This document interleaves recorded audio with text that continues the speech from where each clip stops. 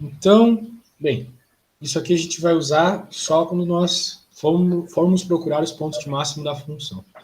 Então, a gente tem essa função e ela tem esses termos quadráticos aqui. É muito provável que ela seja algo semelhante a um paraboloide. Nossa, o paraboloide é um lixo. Algo assim. Né? Paraboloidão aí. Se eu quero encontrar os pontos de máximo ou de mínimo, objetos com 3 dimensões têm pontos de máximo ou de mínimo. Uhum. Tipo, esse aqui é um ponto de máximo. Um plano tangente ali que vai ter uma inclinação zero. Em relação ao plano, por exemplo, Z0. Eu sei que é Z0 aqui porque a variável é Z. Uhum. Muito bem. Vamos derivar, então. A nossa primeira derivada pode ser feita em x. Quando eu derivo em x parcialmente, só x é variável para mim, todo o resto é constante. Então, por isso aqui vai ficar 4y, e só o x é variável. O y e o 4 funcionam como constantes. Uhum. Vai ficar 4x ao cubo, e aqui vai ficar zero. Então, não vai aparecer nada. Agora, fazer em y. Sabe, eu até acho esquisito, porque toda hora que aparece gente da administração ou da economia para mim, eles Uhum. focam muito nessa parte aqui. Eles usam até uns negócios que nós das exatas, física, matemática, engenharia, não usa, que são os multiplicadores de Lagrange, um elemento Uhum. que deixa mais difícil ainda a conta, sabe? E eu achei esquisito na tua pós aí não cobrarem com ênfase isso, de ponto crítico. Tem que ver até se não está faltando uma parte do material, ou se vai mostrar depois isso, que é muito importante mesmo. A parte de multiplicadores de Lagrange a gente já fez já para fazer problemas de otimização. Justamente. Então, tu fez muita derivada parcial. Porque, pô, derivada parcial faz direto em multiplicadores de Lagrange. Uhum. Agora a gente vai, então, encontrar pontos críticos aqui. Eu posso analisar cada uma, ou posso analisar as duas juntas. Mas eu noto o seguinte, aqui a gente tem uma coisa bem interessante já de cara.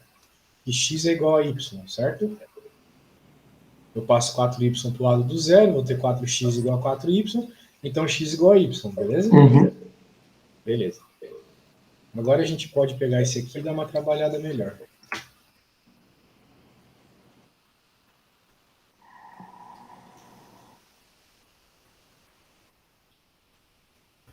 Bem, se x igual a y, né? Então a gente pode dizer que aqui é 4x. Ou melhor, a gente já pode dizer o seguinte, para simplificar um pouco: y é igual a x ao cubo. Né? Uhum. Acredito que saiba simplificar isso aqui e vai ficar tranquilo. Como y é igual a x, x igual a x ao cubo. Então, bem, a gente pode ter o seguinte, né? Que 1 é igual a x ao quadrado. Então, qual número ao quadrado dá 1? Sabe me dizer? Só 1? Menos 1. Menos 1 também. Então, daqui a gente tira dois valores, né? X igual a mais ou menos 1. Beleza, só que eu, ao ter, vamos dizer assim, cortado, deixei uma solução de lado. Solução que todo mundo esquece, que é a solução mais simples. Tem um outro número que, se eu jogar para x, vai dar igual dos dois lados. Consegue imaginar qual é?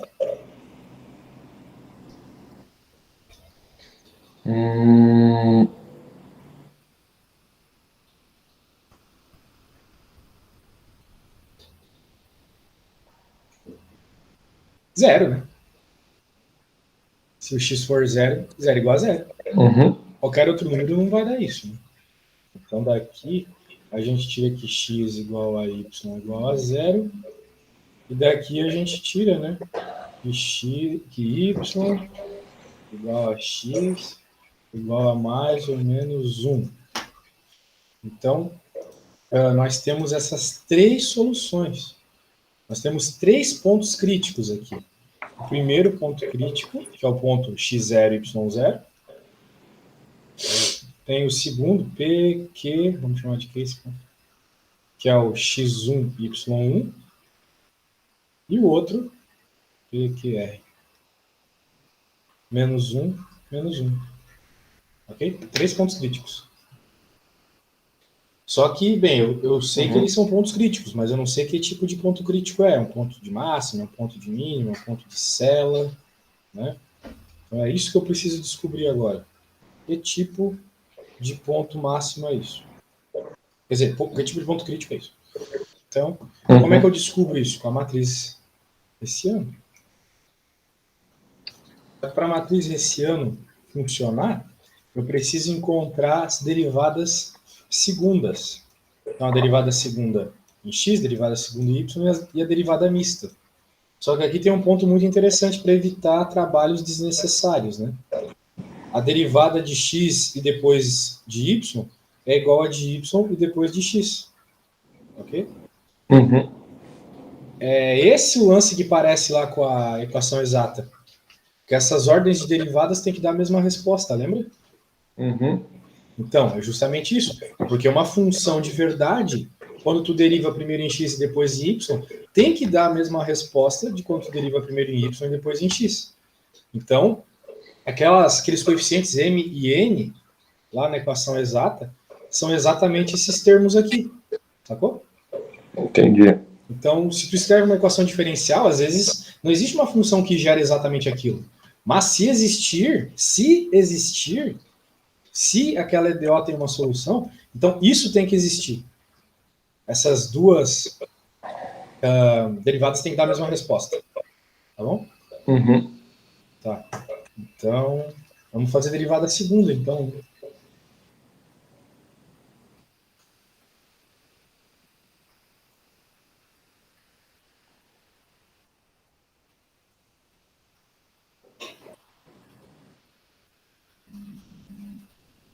Vamos fazer de novo aqui a derivada em x.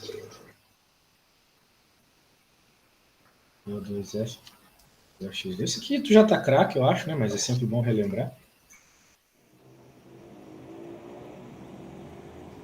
E aqui a gente pode fazer de novo a derivada em y.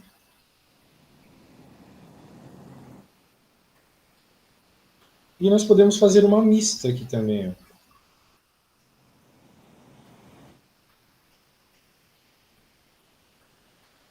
Essa foi derivada em y, agora eu derivo em x, vai ficar 4. Então tá aí todos os termos da matriz hessiano, né? Então agora a gente pode colocar tudo isso dentro da matriz.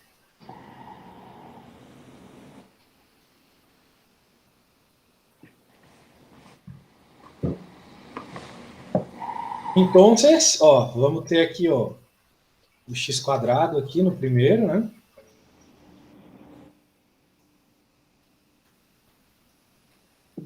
No de baixo de y aqui, o y2, que deu menos 4.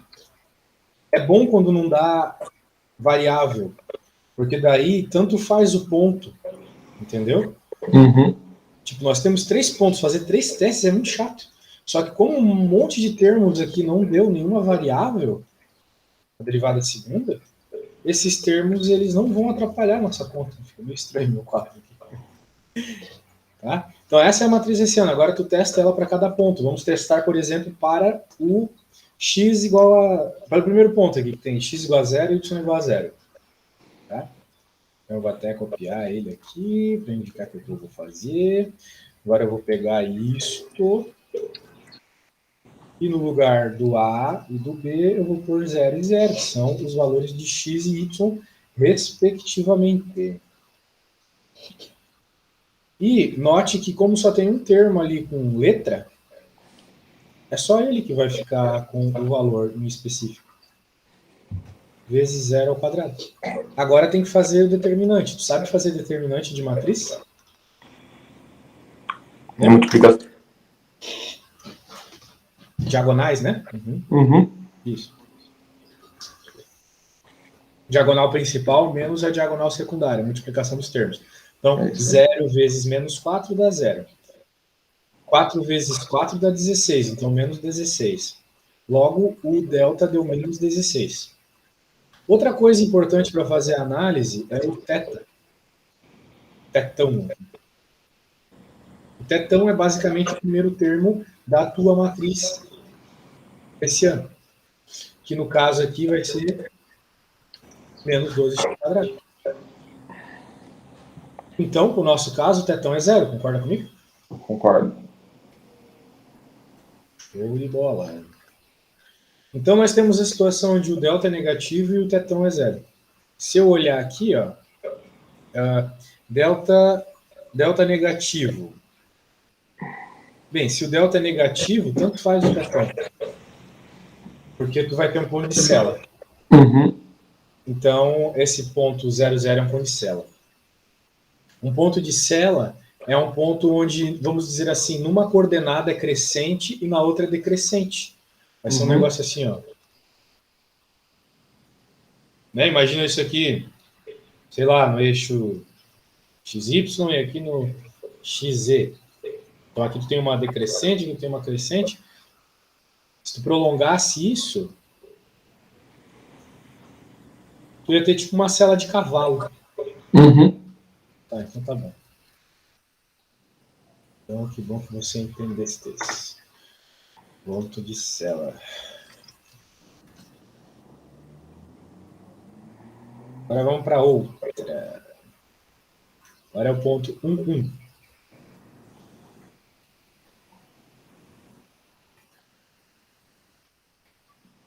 Trazer ele aqui. Fez bastante matriz hessiano naquela negócio de multiplicadores de Lagrange que estudou? Na verdade, não. Não?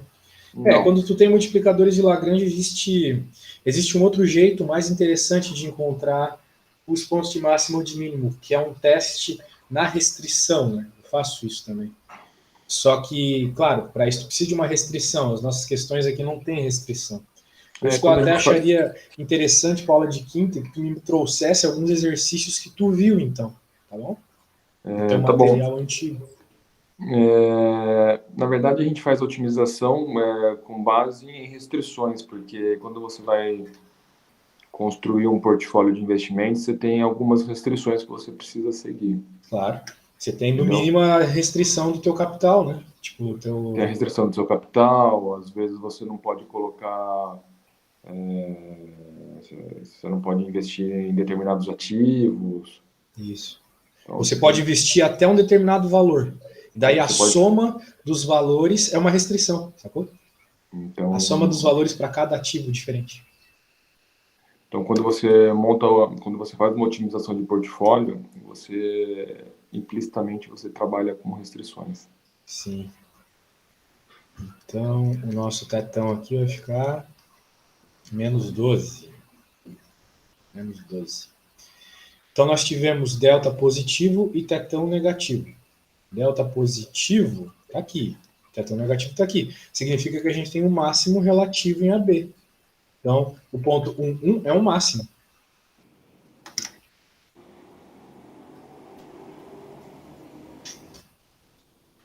Finalmente, o nosso último ponto.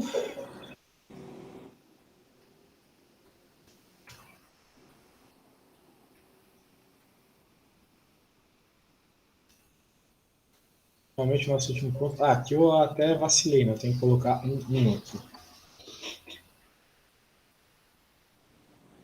Agora o nosso último ponto aqui é menos 1, menos 1. Note que não vai mudar muita coisa, né?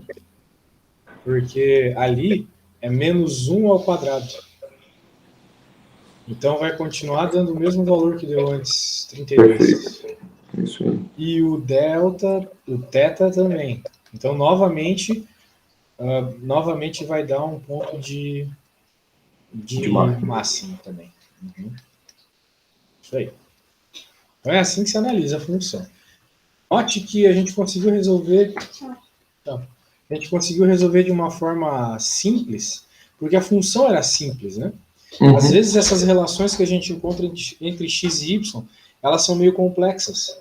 Elas não vão te dar um ponto específico, mas, sei lá, um tipo de região específica.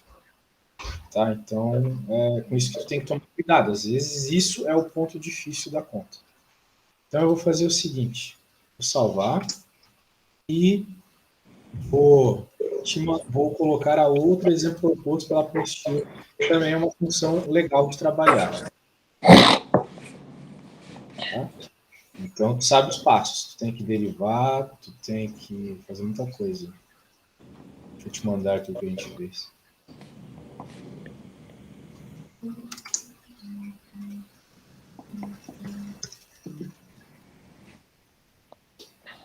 Vou tentar fazer sem olhar.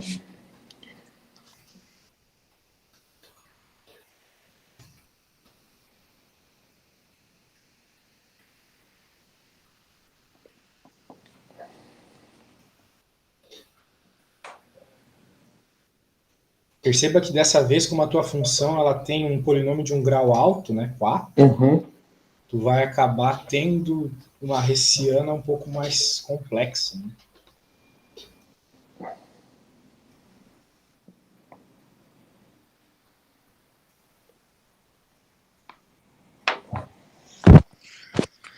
Pô, o SAP 500 caiu pra caramba hoje, né? Oi? O SAP 500 ele deu uma caída, né? Ele tava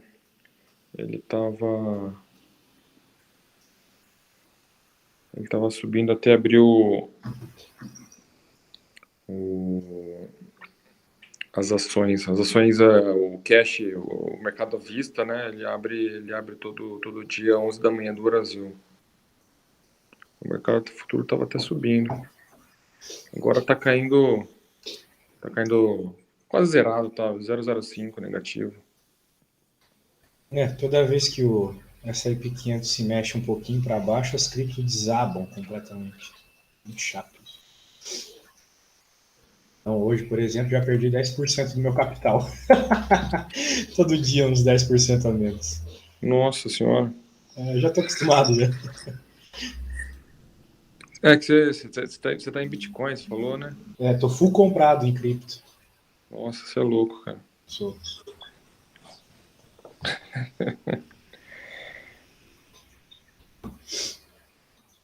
Tem que diversificar, senão você vai explodir. Pois é.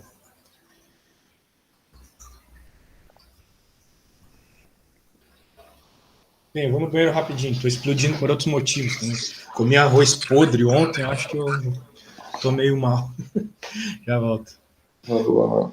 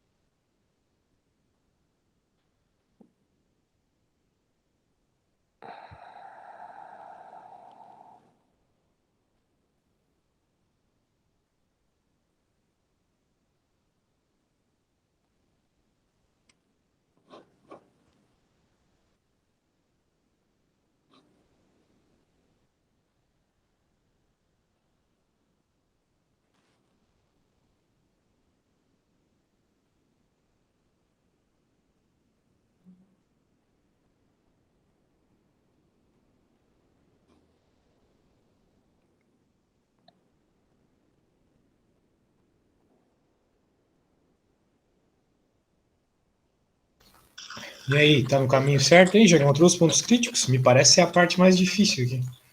Na verdade, não. Eu tô. Como é uma função que não é igual quando você deriva em y e quando você deriva em x, você não cria aquelas igualdades de x com y, né? Realmente não. Realmente não.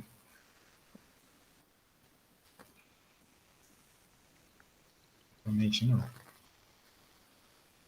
Só que tem um lance, né? Qual é o grande lance? As duas são iguais a zero quando você faz a derivada ser igual a zero, né? Perfeito. Pois é.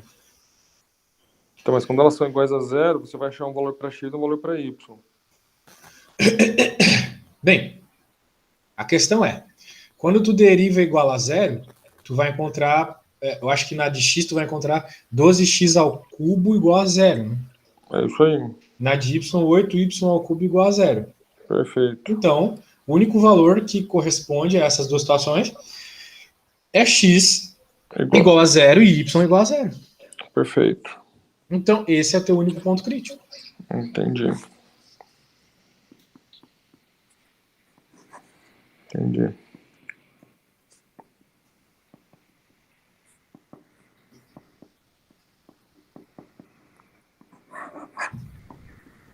Entendi. Beleza.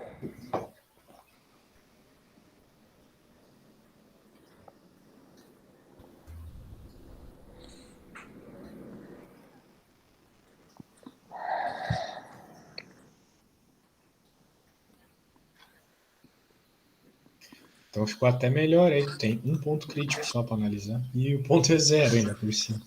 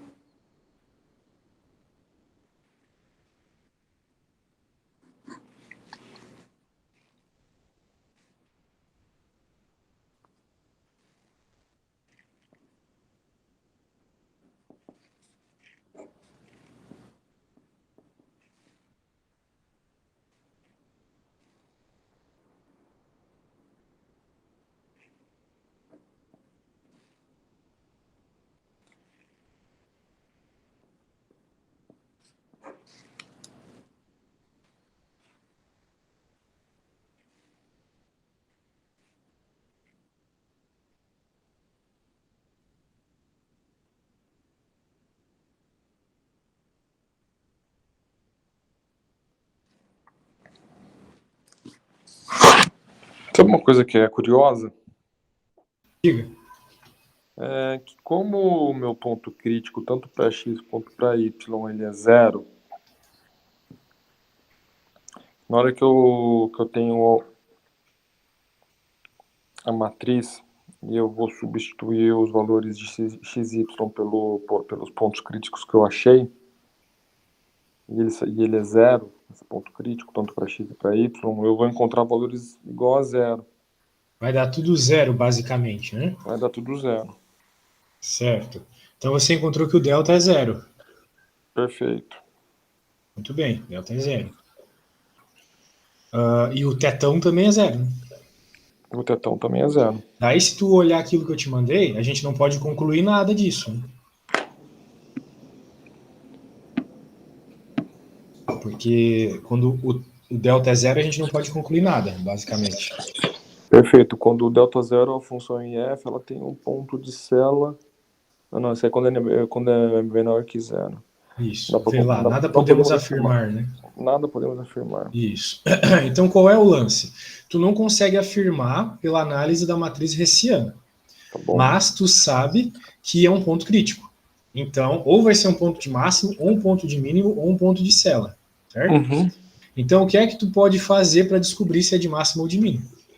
Tu pode jogar qualquer outro valor para x e para y, tipo 1 e 1, e ver O que vai dar? justamente, ver se o valor que tu vai ter da função é maior, menor ou igual ao valor que tu teria se tu jogasse zero, entendeu?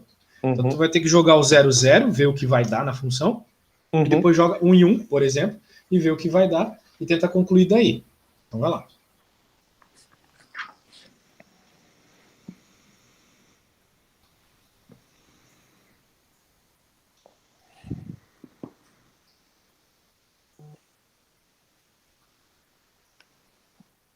Se eu jogar 1 em 1, vai dar...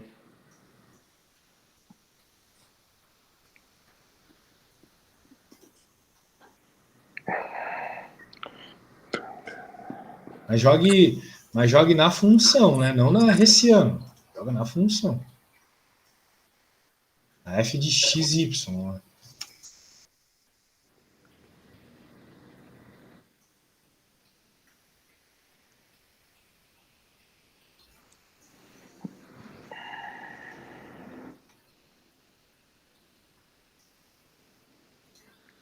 Não entendi quando você fala jogar na função lá na...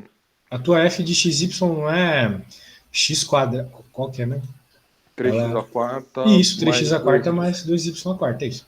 Agora você joga zero ali e me diz qual que é o valor da f. Zero também, né? Perfeito. Isso. Agora jogue 1 e me diga qual que é o valor da f.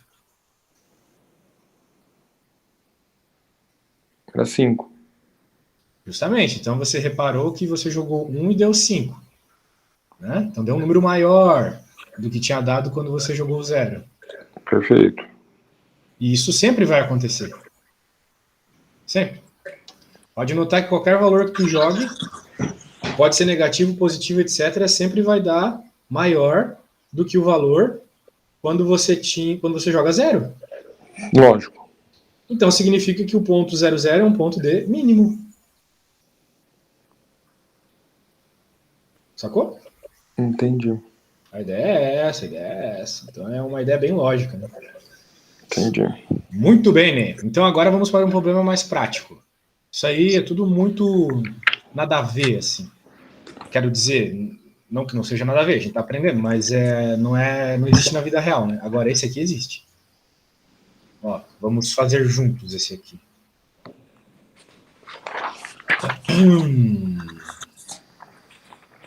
Determine as dimensões. Esse aqui é um problema assim, bem para treinar mesmo a lógica e tal. Determine as dimensões de uma caixa retangular sem tampa, destinada ao condicionamento de 108 centímetros cúbicos de volume.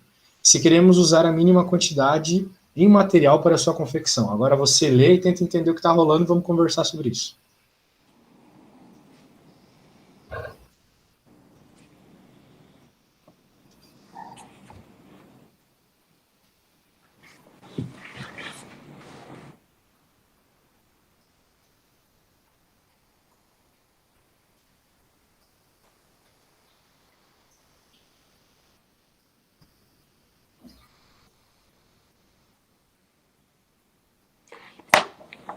Bem, ele quer saber exatamente qual é o tamanho da caixa, sua altura e sua largura, para de fato caber ali 108 centímetros cúbicos. Mas note que você pode. Sem a tampa, logicamente. Sim, sim, mas note que você pode, de várias formas, obter 108 centímetros cúbicos. Né? Tipo, pode ser uma caixa mais alta, mais baixa, mais fina, maior, porém menos alta, sacou? Tem várias formas. Agora, existe alguma dessas formas que você vai gastar menos material. A ideia é essa.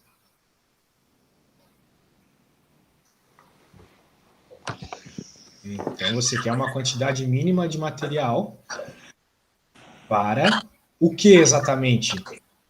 Para a área da caixa, né? Perfeito. A área total da caixa, né? Tipo, a área dos lados, a área da base, né? Então, você quer o quê? Em outras palavras, minimizar a equação da área. Perfeito. Show. Então, me escreve aí a equação da área da caixa, sabendo que ela não tem tampa, né? Sabe que toda a caixa tem 6 lados, então se ela não tem tampa, ela vai ter 5 lados. Daí tu vai ter que chamar, faz um desenho da caixa, né? Chama um lado de X, outro de Y, outro de Z, algo assim. E daí vamos tentar entender juntos aqui a equação da área total da caixa.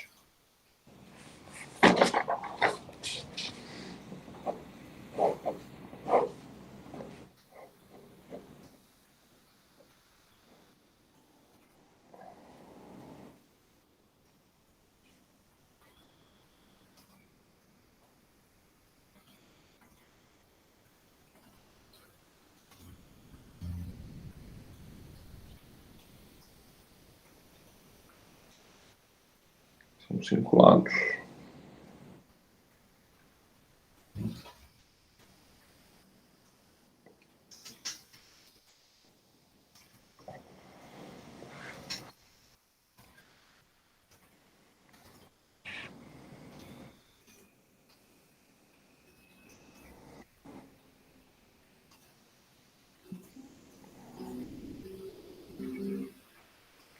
Vão ser 2 quadrados e 3 retângulos.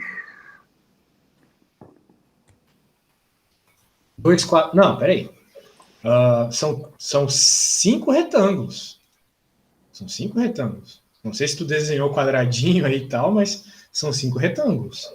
Agora, o que vai mudar de uma caixa, de uma possível caixa para outra possível caixa, são as relações entre os tamanhos x, y e z, entendeu?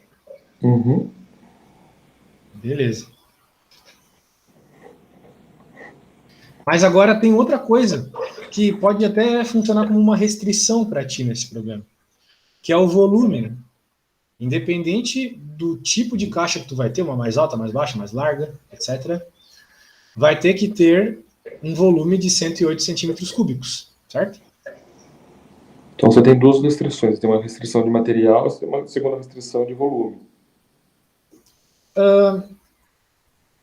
Eu não digo que é uma restrição de material, é o que tu quer encontrar. Tu quer encontrar o valor mínimo do material.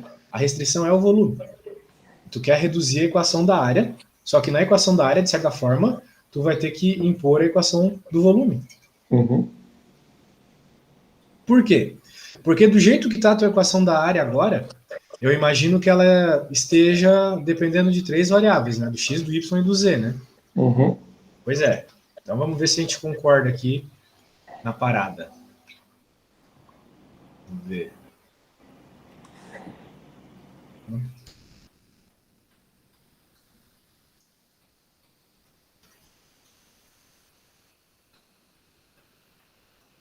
Essa é a nossa caixinha aqui.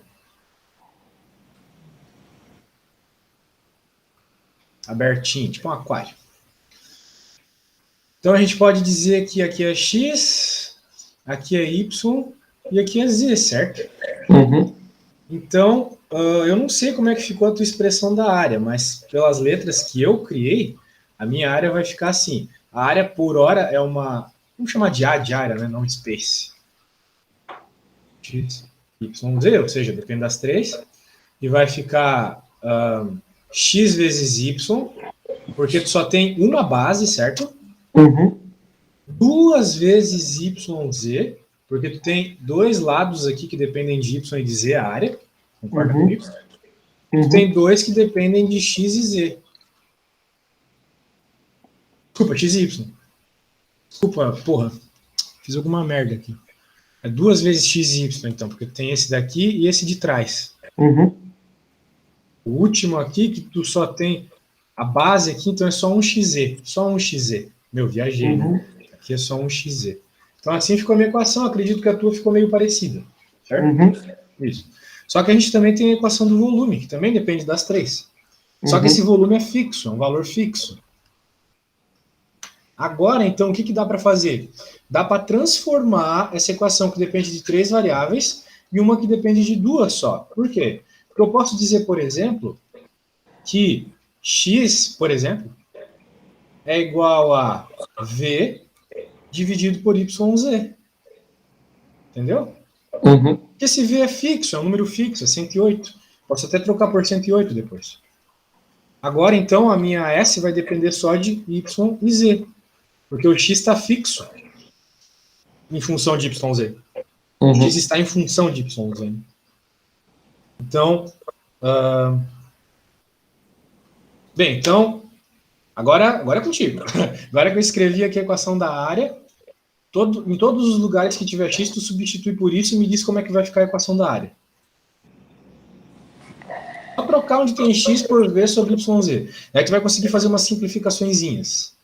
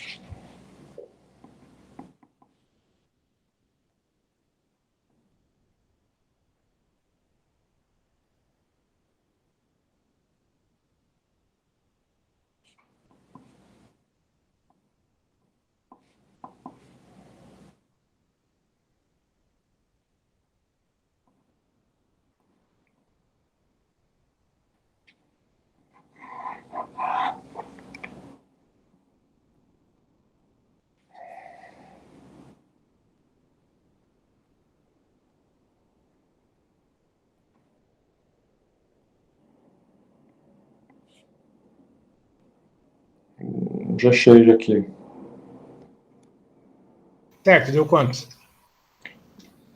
A equação da área do 2v dividido por z mais 2yz mais v dividido por y. 2v dividido por z. Te fala de novo. A equação da área deu 2v dividido por z mais 2yz mais v dividido por y.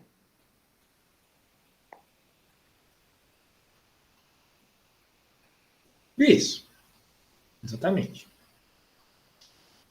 Beleza. Então agora a gente quer minimizar essa função. Então a gente pode derivar isso aí para procurar o ponto de mínimo, né? Vamos fazer o del S. Ou seja, quais são os valores de y e z que minimizam essa função? Então, a primeira aqui vai ficar 2z. Qual que é a derivada desse cara aqui, sendo v um número? Ou seja, qual que é a derivada de 108 sobre y? Lembra como é que faz a derivada disso? 108 sobre y. Tu quer derivar em y, né? Então y está na parte de baixo. Como é que a gente vai fazer uma derivada disso? Tem algumas formas, né? A forma que tu achar mais criativa, tu pode fazer.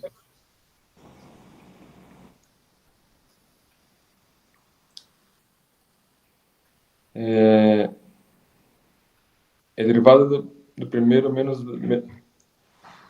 Tu pode fazer pela regra do quociente, sim. Vamos ver. A regra do quociente é derivada do primeiro menos o segundo, derivada do Vezes o segundo menos segundo o normal, primeiro. menos derivada do Hã? segundo. A regra do quociente é a derivada do de cima vezes o de baixo normal, menos a derivada do de baixo vezes o de cima normal. Tudo Dividido isso por... dividido pelo de baixo ao quadrado. É isso aí. É isso aí.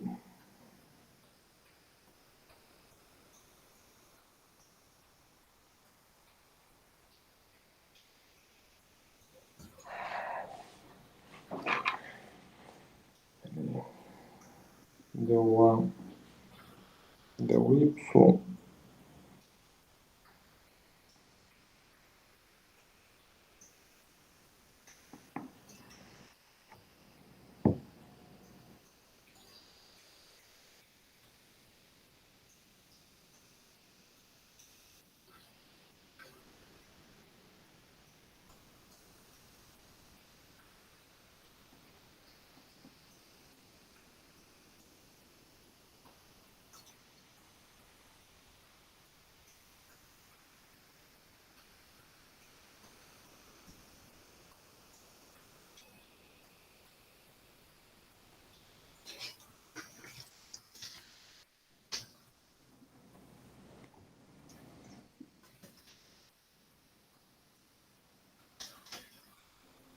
Para ser rápido assim, você poderia pensar qual que é a derivada de 1 sobre x, né? De 1 sobre x é... Menos 1 sobre x quadrado.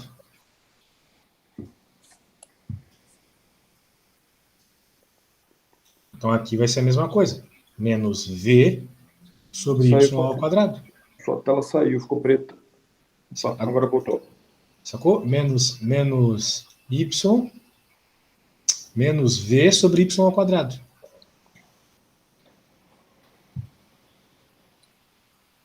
Entendi. Né? Você pode pensar no... O v é um número, então ele não entra como derivada, nada do gênero. Então tu vai ter uma funçãozinha aqui, que é v y na menos 1. Pode pensar desse jeito também, jogando y para cima. Daí se tu derivar, né, regrinha do tombo lá. Diminui o em cima.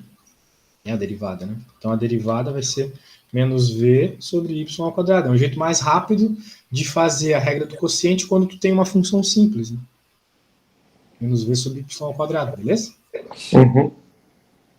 Então tá. Vou apagar tudo que eu fiz aqui. Menos v sobre y ao quadrado. Essa partezinha ali. Menos v sobre y ao quadrado. Beleza, agora fazer a mesma coisa para o z. E aí, a derivada do z? Análogo, né? Então me diz aí como é que fica.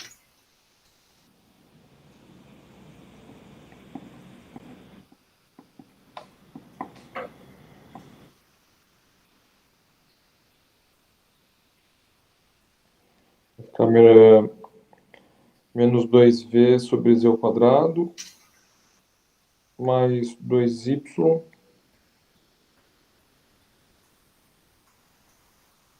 Isso.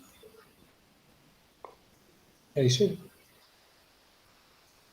Então, se a gente está procurando pontos críticos, a gente vai ter que essas duas coisas são iguais a zero. Né?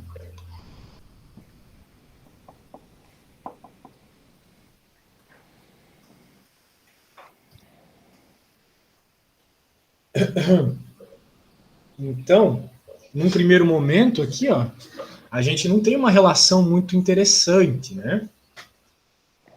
Que a gente vai ter, sei lá, 2z igual a v sobre y ao quadrado. E aqui a gente vai ter 2y igual a 2v sobre z ao quadrado. Mas Bem, eu posso simplificar esses dois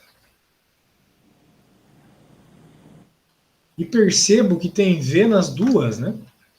Uhum. Tem V nas duas. E V é o mesmo valor para as duas.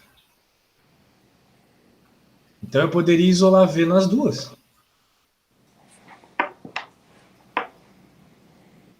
Por exemplo, se eu isolar V aqui, eu vou ficar com o quê? Eu vou ficar com V igual a 2Z y ao quadrado. E aqui eu vou ficar com V igual a yz ao quadrado. Então eu vou encontrar aqui 2zy ao quadrado é igual a yz ao quadrado.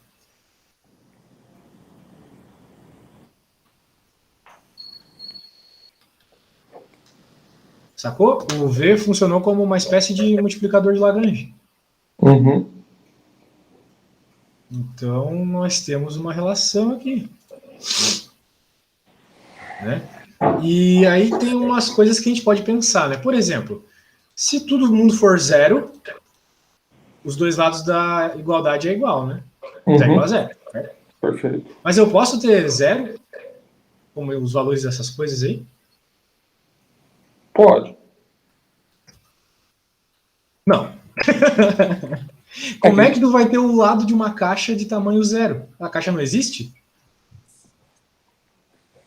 Tu tem que lembrar que x, y e z são tamanhos das arestas de uma caixa. Então, apesar de matematicamente, né, matematicamente poder, na vida real tu não pode ter uma caixa de tamanho zero. tá certo. Então, tu tem que pensar no problema, é uma caixa, então não pode zero. Então, quais outros valores a gente poderia aqui?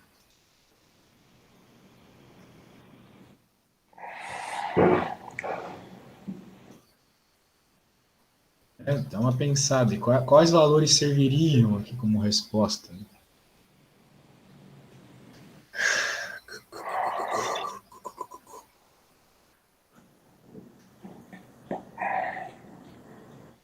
A gente pode dar uma simplificada, não sei. Deixa eu só dar uma olhadinha aqui em tudo que fizemos.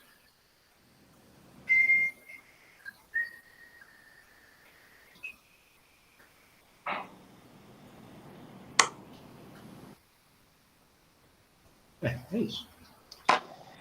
Então, bem, sei lá, se a gente simplificar tudo, se dividir tudo por YZ, por exemplo, né, eu vou ficar com 2y igual a Z.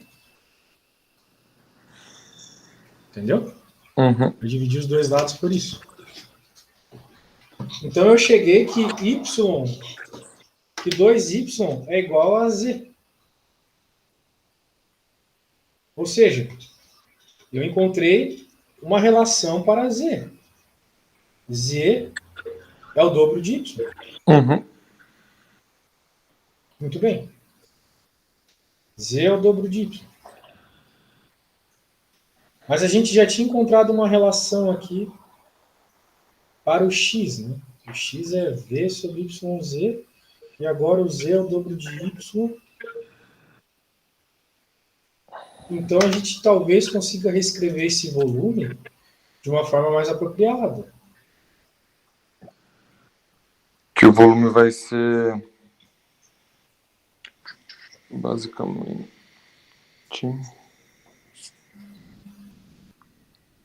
sem x vezes z, o volume vai ser igual. Né? Olha para as equações lá que tem 2v, por exemplo. Aqui, ó. Ou tem v, tanto faz. A gente consegue escrever essas equações em função de uma variável só, né? Uhum. Já que as duas são iguais. Então, a gente tem isso. E além disso, a gente tem também isso aqui. Isso. Os valores são fixos. Então, a ideia aqui é encontrar uma relação para as três ao mesmo tempo, transformar essa caixa aí numa coisa que dependa de uma variável só. Entendeu a ideia? Entendi. Dá para fazer isso. Uma vez que a gente já sabe que y e z estão relacionados. Então, como é que tu consegue... Será que tu consegue encontrar uma equação que dependa de uma variável só do volume? Tô tentando fazer isso aqui.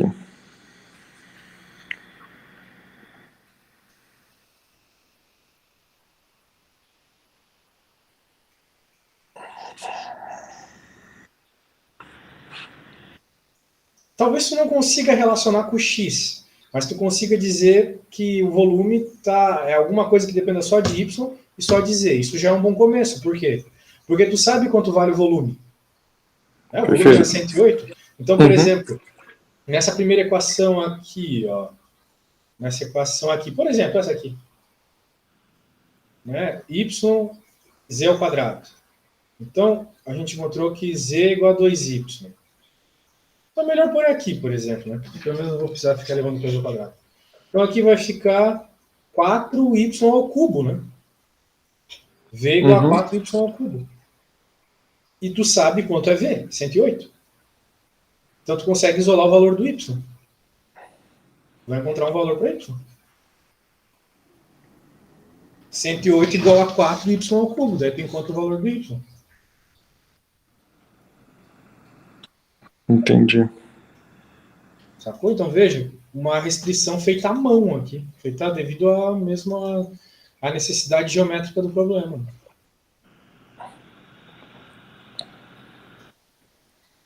Achando o y dá para achar z também. Isso, vai ficar tudo em função uma coisa da outra, né? Exatamente. Entendi.